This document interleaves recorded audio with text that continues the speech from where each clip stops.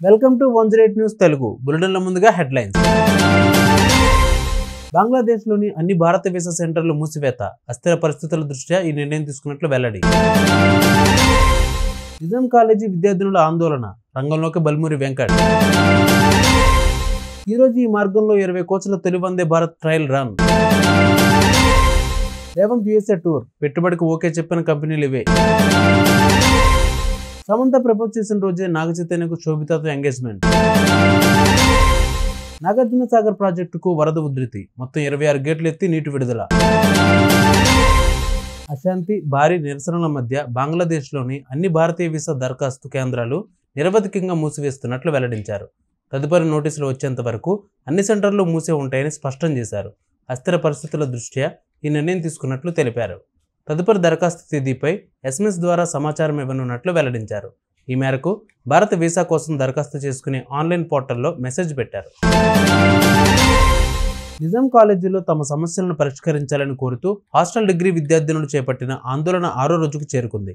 సమస్యల పరిష్కారానికి చర్యలు తీసుకోవాలని ప్రభుత్వం నిజాం కాలేజీ వీసీకి ఆదేశాలు ఇచ్చిన విద్యార్థినులతో నామమాత్రంగానే చర్చలు జరిగాయి. అయితే ఎమ్మెల్సీ బల్మూరి వెంకట్ రంగంలోకి దిగి విద్యార్థులకు నచ్చచెప్పడానికి ప్రయత్నించారు.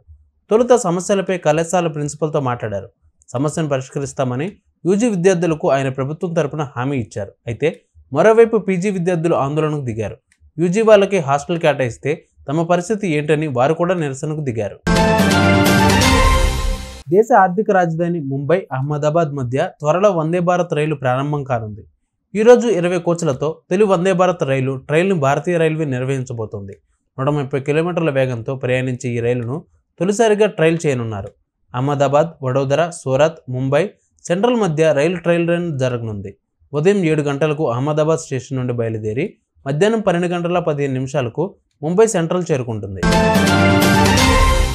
అమెరికా పర్యటనలో వివిధ కంపెనీల ప్రతినిధులతో భేటీ అయిన సీఎం రేవంత్ ఇప్పటి వరకు ఒప్పందం కుదుర్చుకున్న కంపెనీలు ఇవే: Cognizant, Walsh Karra holdings, Swachh bio, Trigyn technologies, HCA health care, Corning, Vivent pharma, Charles క్యాప్తో ప్రభుత్వం ఒప్పందం కుదుర్చుకుంది.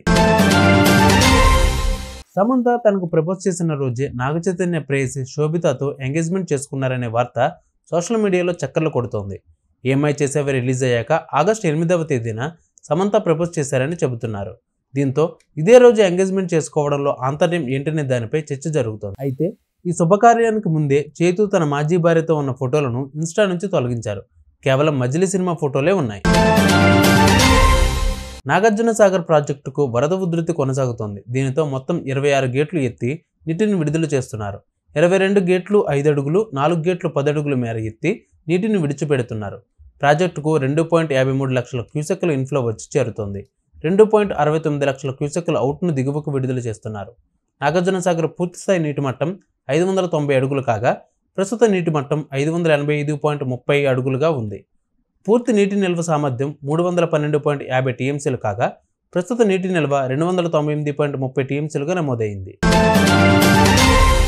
చూసారుగా, ఇవి వాళ్ళ బులెటిన్ అప్డేట్స్. మరిన్ని అప్డేట్స్తో మళ్ళీ మీ ముందుకు వస్తాను. అంతవరకు keep watching 108 news Telugu. Please subscribe to 108 TV. Subscribe to 108 TV. Please subscribe to 108 TV channel. Please subscribe to 108 channel. Please subscribe to 108 channel. 108 TV ki. Please subscribe to 108 channel. Please subscribe to 108 TV. Please subscribe to 108 TV. Please subscribe to 108 TV. Please 108 TV follow. Please subscribe to 108 TV channel. Please subscribe to 108 TV.